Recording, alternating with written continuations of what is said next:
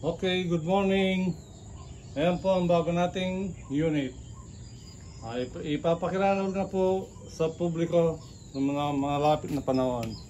Ngayon po, gusto namin pakita sa inyo kung ang power niya.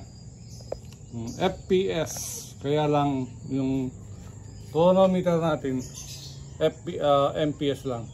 Convert na lang natin ng FPS by multiply by 3.28. Stainless ng materialis niya, ang mga barrel niya, Revo, sa T6 ang receiver. Okay, sa pulidong tukak, pulidong-pulido ang bat niya. Okay. Tingnan natin ngayon. Conversion na lang na tayo para maging FPS siya. Okay. Number 1, 215. Okay, convert natin. 215 times 3.28 equals, ayan po, ang una niya, 705. Unang putok. FPS. Pangalawa,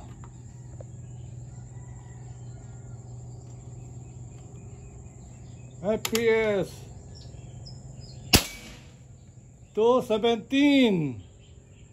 217 point ano yun? 0. Times 3.28 711.76 FPS. Okay, pangatlo.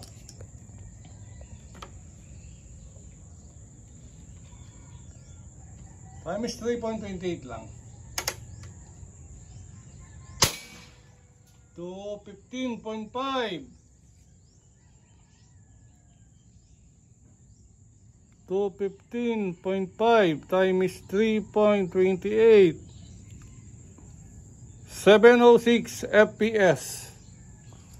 Okay. Malakas. Pangatlo.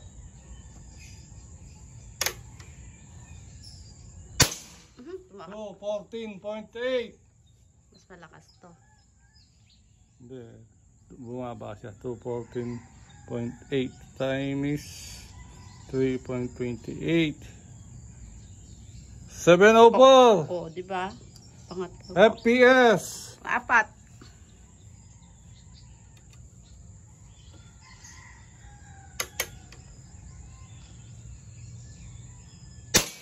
714.3. Pareho din ano? 704 FPS. Panglima. Last na ito. Yan, 715 FPS. 700 plus din ang FPS niya. 215 times 3.28. 705 FPS. Ayan sir, nakita ninyo ang power niya. Siguro naman hindi na masama yan. Napakakututusin, napakaganda na.